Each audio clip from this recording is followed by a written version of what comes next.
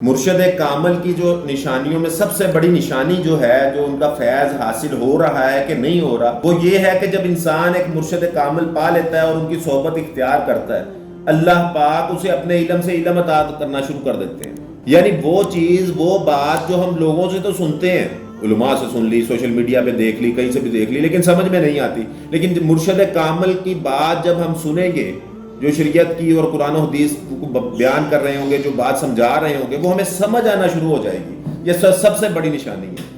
کہ اللہ پاک کی طرف سے ہمیں وہ علم اور عمل کی طاقت مل جائے گی۔ یہ سب سے بڑا فیض ہے مرشد کامل کی صحبت کا۔ یہ اللہ والوں کے پاس جب انسان جاتا ہے، ان کا قرب حاصل ہوتا ہے، اور اس کے بعد وہ ان کے بیعت ہو جاتا ہے، یعنی وہ اپنا مرشد انہیں روحانی مان لیتا ہے، اور مرشد کامل کا اسے فیض مل رہا ہے کہ نہیں مل رہا۔ ذرا غور سے سنیں، مرشد کامل کا فیض اسے مل رہا ہے کہ نہیں مل رہا۔ اس کی کیا نشانی ہے کہ اسے مرشد کامل کا فیض مل رہا ہے؟ مرشد کامل کا فیض اسے ملنے کی سب سے بڑی نشانی یہ ہے کہ وہ بندہ ایک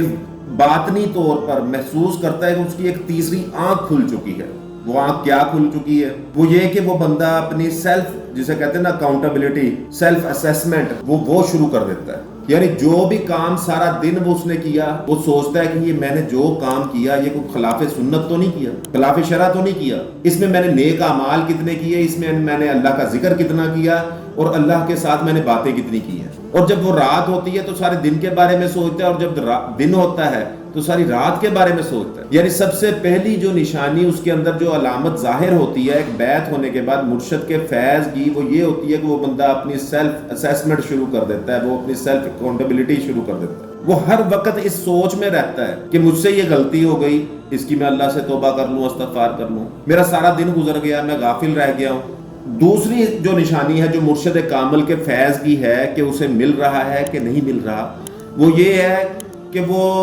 اپنے معاملات میں، اپنے کاروبار میں اور ہر جگہ اس کا ایک دل لگنا شروع ہو جاتا ہے۔ یعنی وہ رزق حلال کی کوشش میں لگ جاتا ہے، محنت کرنے کا عادی ہو جاتا ہے۔ یہ دنیاوی حساب سے، یعنی مرشد کا فیض تو وہ ہے نا کہ جو اسے دنیا میں ایک ہر طرح زندگی میں مدد دے، اور سب سے اہم بات یہ ہے کہ وہ اس بندے کو ظاہری طور پر بھی دلی سکون اور اطمینان حاصل ہو جاتا ہے۔ اب جو بندہ یہ سوچتا ہے کہ بھائی میں اپنا سارا دن جو ہے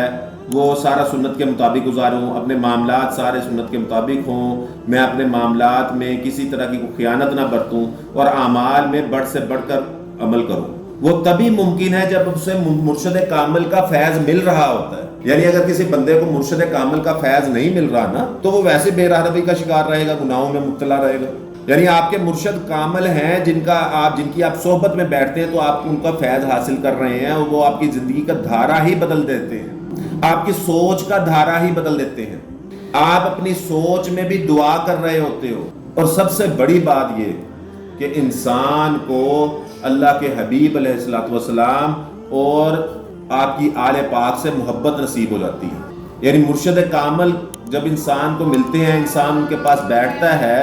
ان کے فیض کی سب سے بڑی نشانی یہ ہے کہ اس انسان کا ایمان مکمل ہو جاتا ہے جب نبی علیہ الصلوۃ والسلام کی ذات پاک اور آپ کی آل پاک کے ساتھ اسے سچی اور کھری محبت حاصل ہو جاتی ہے۔ یہ مرشد کامل کے فیض کی سب سے بڑی علامت ہے۔ انشاءاللہ اس طرح کی مزید باتیں اور ویڈیوز اور آڈیوز سننے کے لیے ہمارے چینل کو لائک کریں، سبسکرائب کریں اور بیل آئیکن لازمی پریس کریں۔